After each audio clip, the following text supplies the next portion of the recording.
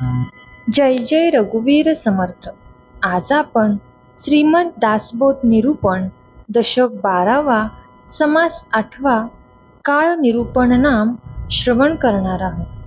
तोपर्यंत जर तुम्ही आपल्या चॅनेलवरती नवीन आला असाल तर नक्कीच आपल्या चॅनेलला सबस्क्राईब करा आणि सबस्क्राईबच्या पुढचे बेल आयकॉनचे बटन दाबा, जेणेकरून इथून पुढचे छान छान निरूपण तुम्हाला सर्वात अगोदर ऐकायला भेटेल. चला तर मग आजच्या निरूपणाला आपण सुरुवात करूया. श्रीमद दासबोध निरूपण दशक 12वा समास 8वा काळरूप निरूपण नाम. परमात्म स्वरूप नुसते असते, मूळ माया होते. असणे आणि होणे यात भेद आहे. असणे हे जसेच्या तसेच राहते, होणे बदल घडवून आणते. बदल म्हटला की स्थळ व काळ याचा विलंब अनुभवास येतो. काळ हा विलंब रूप आहे, निश्चळ निराकारांत काळ नाही, कारण ते बदलत नाही. चंचळाबरोबर काळ निर्माण होतो. दृश्यावर काळाची सत्ता चालते. अव्यक्तातून व्यक्तात येणे आणि व्यक्तातून अव्यक्त जाणे या क्रिया काळाच्या अनुरोधाने चालतात. ब्रह्मांड जेथून निर्माण होते तेथे विवेकाने पोचावे, भक्तीने भगवंताची प्राप्ती करून घ्यावी. येथील सगळे दृश्य येथेच राहते, म्हणून जड वस्तूंचा लोभ न धरता प्रपंचात राहावे. संसार करीत असताही समाधान भोगावे. जनकाने असे समाधान मिळवले होते. निराकार ब्रह्मवस्तूच्या ठिकाणी काळाला स्थान नाही. चंचळ आले की काळ येतो आणि ते आहे तोपर्यंत काळ राहतो. काळ हा विलंब रूप आहे.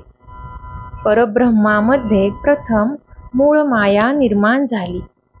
मूळ मायेमधील शुद्ध जाणीव तो जगदीश्वर होय. यानंतर अष्टधा प्रकृतीचा विस्तार झाला. त्यात जी सृष्टी रचना झाली तिच्यात पुढे आकार निर्माण झाले. अभ्रण असताना आकाश जसे निर्मळ अंतराळ असते, त्याचप्रमाणे प्रकृती व तिचा पसारा नसताना निर्मळ परब्रह्म असते. निराकार स्वरूपात काळ वेळ काहीच आढळत नाही. उपाधीचा विस्तार झाला म्हणजे काळ दिसू लागतो. एरवी काळाला स्थानच नाही. उपाधी म्हणजे माया अथवा प्रकृती, सद्वस्तूवर आलेले पांघरून. एकंदर दोनच प्रकार अस्तित्वात आहेत, एक निश्चळ ब्रह्म आणि दुसरी चंचळ माया. या व्यतिरिक्त काळ म्हणून तिसरा प्रकार नाही. जोपर्यंत चंचळ असते तोपर्यंत काळाचे अस्तित्व हे जाणवतेच. म्हणजे आकाश, अवकाश किंवा विस्तार होय. विलंबाला आकाश म्हणतात. काळ विलंब रूप आहे.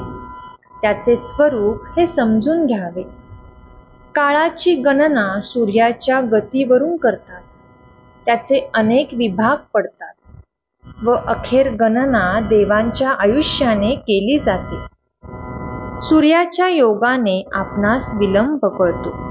विलंब हा मूळ धरून आपल्याला गणना करता येते. एका पळापासून ते युगापर्यंत गणना मोजता येते.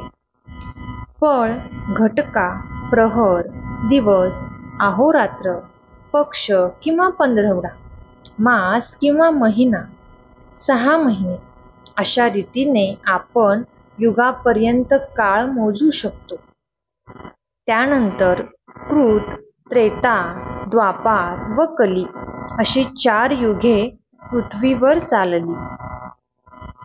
त्याचप्रमाणे शास्त्रांत देवाची आयुष्ये देखील खूप सांगितली आहेत. ब्रह्मा, विष्णू आणि महेश या 3 देवांचे कार्य सूक्ष्म रूपाने वेगवेगळे चालू आहे. त्याचा नियमभंग केला की लोकांना काळजी लागते. सत्व, रज आणि तम हे तिन्हीही गुण एकमेकात मिसळलेले असतात. एकमेकांपासून त्यांना वेगळे करता येत नाही. सुरुवातीपासून शेवटपर्यंत सारी सृष्टीरचना त्रिगुणांच्या मिश्रणाने बनलेली आहे. त्यात कोणी मोठा कोणी लहान असे म्हणता येत नाही. तिन्हीही देव एकाच योग्यतेचे व ब्रह्मतेचे आहेत. असो, या गोष्टी बरोबर समजणे ही शहाण्याची कामे आहेत. अज्ञानी माणूस उगाच भ्रमाच्या पायी गुंतून पडतो. म्हणून सृष्टीमधील गूढ गोष्टी स्वतः अनुभव घेऊन निश्चितपणे समजून घ्यावा. काळ शब्द विलंब अर्थाने वापरतातच, पण जो प्रसंग असतो त्यास देखील काळ शब्द योजतात. उत्पन्न काळ, सृष्टी काळ, स्थिती काळ, संहार काळ असा हा काळ आरंभापासून अखेरपर्यंत विलंबरूपी आहे. ज्या प्रसंगी जे घडते त्याचे नाव काळास देण्यात येते. हे जर बरोबर ध्यानात येत नसेल तर पुढे ऐकावे. पर्जन्य काळ, शीतकाळ, उष्णता काळ, संतोष काळ, सुखदुःख, आनंद काळ या काळांचा अनुभव येतो. प्रातःकाळ, माध्यान्ह काळ, सायंकाळ, वसंत काळ, पर्व काळ, कठीण काळ हे काळ लोक जाणतात. जन्मकाळ, बालपणाचा काळ, तरुण्य काळ, वृद्धपणाचा काळ, अंतकाळ, विषम काळ हे सगळे वेळरूप काळ आहेत. सुकाळ आणि दुष्काळ, प्रदोषकाळ, पुण्यकाळ या सगळ्या वेळांना मिळून काळ असे म्हणावे.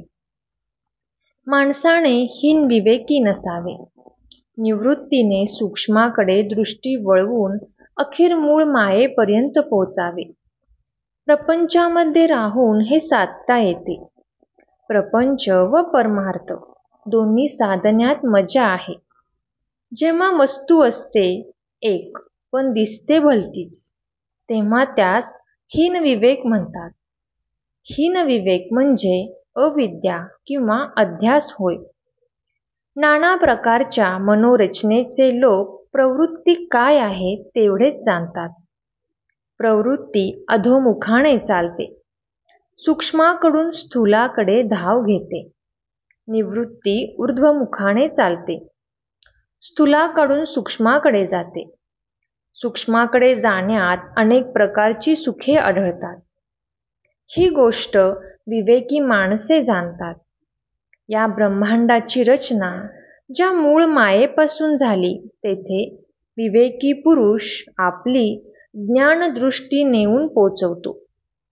अशा रीतीने सूक्ष्म मनन आणि निधिध्यासन करता करता त्याला आरंभीची ब्रह्मरूप अवस्था प्राप्त होते. प्रपंचात राहून जो परमार्थाची साधना करतो त्यास सुद्धा ही अवस्था प्राप्त होते. प्रारब्धाचा जसा योग असेल त्याप्रमाणे लोकात राहून तो प्रपंच करतो. सर्वांचे मूळ हे एकच आहे. विवेकी ते जाणतो तर विवेकहीन ते जाणत नाही. म्हणून शहाण्याने विवेक वापरून लवकर परमार्थ साधावा. परमार्थ साधला तरच जन्माचे सार्थक होते. यासाठी भले लोक प्रपंच व परमार्थ दोन्हीही साधतात. दोन्हीही साधण्यास विवेक करीत मुळापर्यंत गेले पाहिजे. विवेकहीन माणसे जनावरासारखीच जगतात.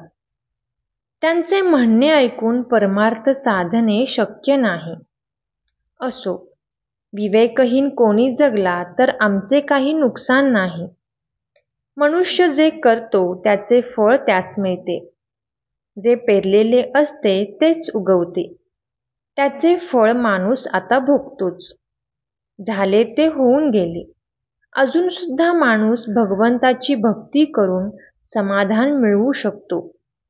माणूस जडाबद्दल अनासक्त राहील व भगवंताचा शोध करील तर त्यास आत्मज्ञान होणे कठीण नाही.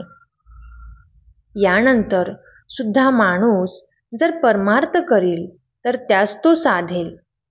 तो जर भक्ती करील तर त्यास भगवंताची प्राप्ती होईल. भक्तांचे भगवंताशी ऐक्य घडून आले की भक्ताचे समाधान हे दुप्पट प्रमाणात वाढते. भक्त पूर्ण समाधानी बनतो. भक्त म्हणून नाव कमावून जे मेले नाहीत ते उगीच जन्मास आले व तसेच गेले. शहाण्या माणसांना देखील येथे भुरळ पडते, याला काय म्हणावी. या जगातील सगळे काही येथेच राहते, बरोबर काही येत नाही असा प्रत्यक्ष अनुभव येतो. कोणी काहीतरी बरोबर घेऊन जातो का ते सांगा बरं. तर काहीच नाही. म्हणून माणसाने दृश्य वस्तूंविषयी अनासक्ती वृत्ती ठेवावी. अगदी शांतपणे सूक्ष्म विवेक करावा. असे केल्याने परमेश्वराचा लाभ होतो. हा मोठा अलभ्य लाभ होय. परमेश्वर प्राप्तीसारखा मोठा लाभ या जगात दुसरा नाही. प्रपंचात जरूर असणारी कर्मे योग्य प्रमाणात करायला हरकत नाही. ती परमार्थाच्या आड येत नाहीत. असे वागले तर संसार करीत असताना सुद्धा समाधान काय टिकते. पूर्वी जनकादी अनेक राजे होऊन गेले. राज्य करीत असून देखील त्यांनी आपले समाधान टिकवले. सध्याच्या काळी देखील तसे पुण्यश्लोक पुरुष ह्यात आहेत. हा संसार तात्पुरता आहे, काळजीने व्यापलेला आहे. त्यात भगवंत प्राप्त करून घ्यावा. समजा एक राजा आहे, त्याला अंतकाळ आला. मृत्यू टळावा यासाठी लक्षावधी रुपये देण्यास तो कबूल झाला, तरी काही केल्या मृत्यू त्यास सोडित नाही. माणसाचे जगणे हे असे पराधीन आहे. तसे दुखणे बहाणे अनेक तऱ्हेची दुःखे आणि काळज्या यांनी ते व्यापलेले आहे. सगळे सांगणे इथे शक्य नाही. संसाराचा बाजार भरला आहे. त्यात देवाचा नफा पाहावा आणि करून घ्यावा.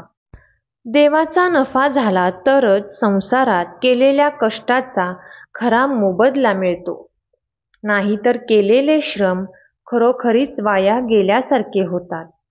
इति श्री दासबोधे गुरुशिष्य संवादे काळरूप निरूपण नाम समास 8वा संपूर्ण. जय जय रघुवीर समर्थ. श्रीराम समर्थ.